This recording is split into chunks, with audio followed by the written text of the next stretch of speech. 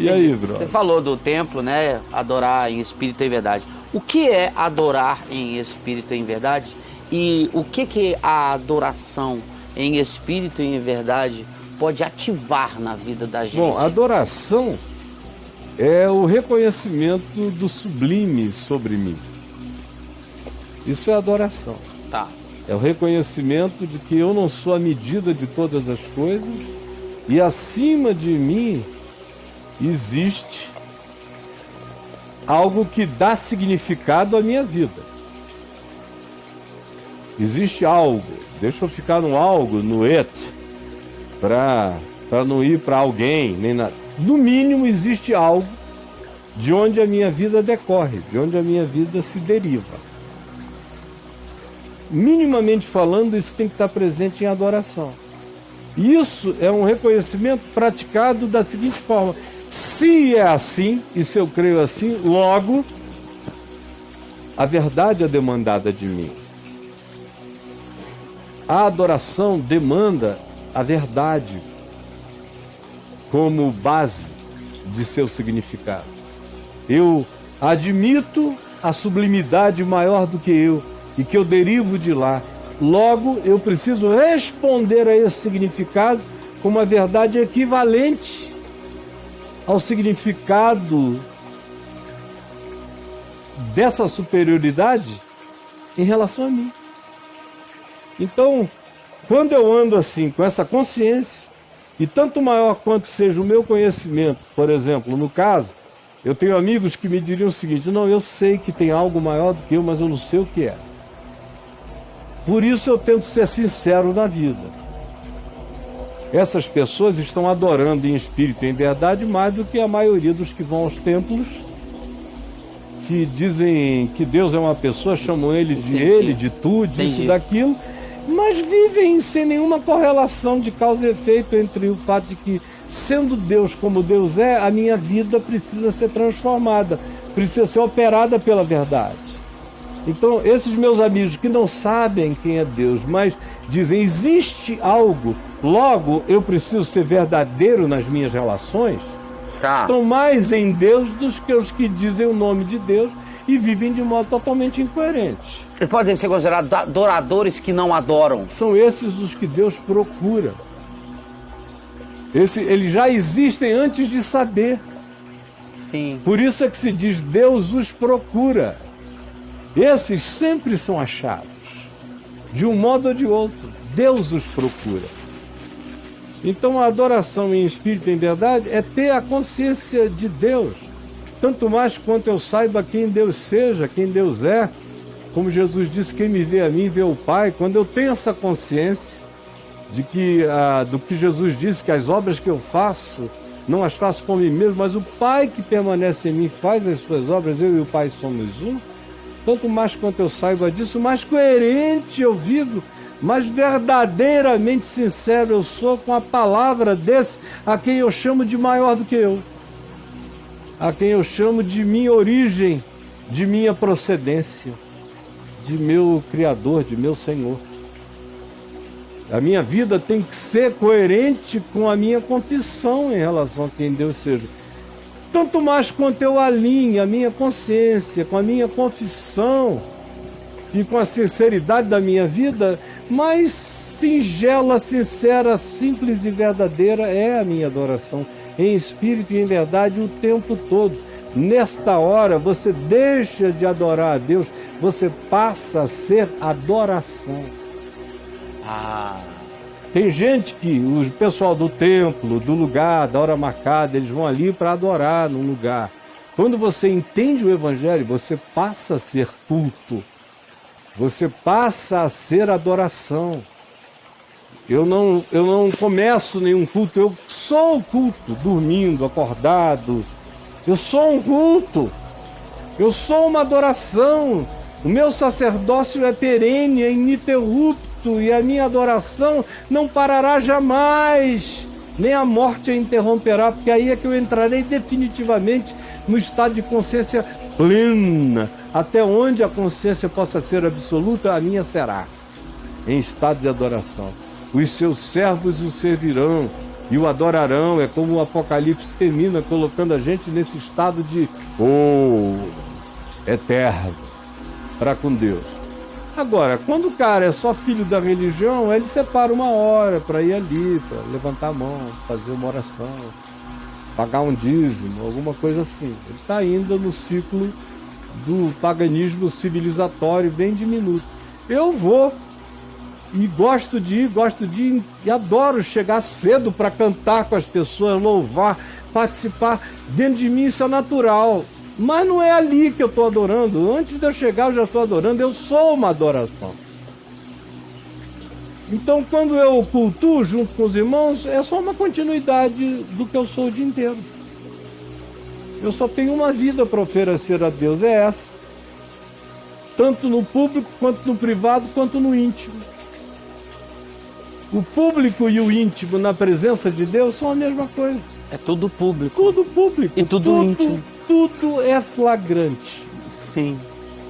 Eu sou flagrante. Então, se eu quiser ser adoração, eu tenho que ser adoração. Porque eu sou um flagrante. Eu não posso dizer, vira para lá porque eu vou fazer isso aqui. Eu sou. Eu vivo, existo, respiro, me apresento. Eu penso a vida diante de Deus. Então, ou eu sou uma adoração, ou eu sou uma mentira. E o que mais me ajuda a não ser uma mentira é admitir os meus pecados na presença desse em quem eu sou um flagrante. E buscar com sinceridade caminhar na direção do que não seja transgressão praticada dentro de mim como deliberação. Tendo eu consciência de que aquilo é transgressão. Então, quando você é de Deus mesmo, você é uma adoração contínua. É quando você não o conhece que você tem essa impressão de que tem uma hora para ir lá e cultuá-lo. Mas e aí, Braulio? Então, adorar em espírito e em verdade é que ativa essa adoração? É você ser a adoração? É isso? Olha, o adorar, isso aí eu falei antes. Quando você tem essa consciência, isso ativa tudo. Isso, eu quero ir nessa coisa do ativar. Isso ativa tudo. Número um, isso aprofunda o seu significado de ser. Você tem que ser em sinceridade. Então, isso já ativa a determinação de você ter uma cara só na vida. Você vai diminuindo os rostos, as caras e as máscaras. Tanto mais quanto você seja adoração, mais você vai unificando a sua face e a sua identidade, a sua pessoa. Eu sou uma adoração diante do Deus que vê. Logo, a minha vida tem que ser vivida com verdade sincera na presença de Deus e dos homens. Tá. Bom, quando eu tomo essa determinação, um monte de coisas são ativadas dentro de mim. Por exemplo, uma vontade praticamente incontrolável de falar a verdade. Se estabelece em mim. Então, ser verdadeiro já não é mais algo que eu tenho que pensar a respeito. Ser verdadeiro começa a ser algo espontâneo, é um fruto natural dessa consciência de adoração a Deus em espírito e em verdade. Ser verdadeiro, ser sincero. Teu caráter vai se tornando um caráter uno, com muito mais pureza de ser na sua humanidade. A sua inteligência se expande, porque você não tem mais águas sagradas para beber. Não tem mais um poço sagrado. Não tem mais uma fonte bendita humana. Eu agora estou livre para beber aonde quer que a vida esteja.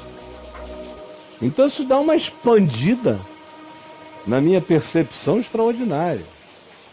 Além do que, quando eu adoro a Deus em espírito e em verdade, e sei que Ele é o Criador de todas as coisas que existem, eu não tenho mais medo da ciência também. Porque qualquer coisa verdadeira que a ciência descubra faz parte da verdade com a qual eu adoro a Deus. Aí eu aprendo que todo dom perfeito vem do alto. Toda boa dádiva, todo dom perfeito, toda a ciência, toda descoberta, todo conhecimento vem do alto, do Pai das luzes, em quem não pode haver nem mudança nem sombra de variação. Então, adorar a Deus em espírito e em verdade me dilata absurdamente para qualquer que seja a percepção da verdade. Tá. Da ciência à intuição que o amor nos conduz a ter sobre o que é verdade nas relações.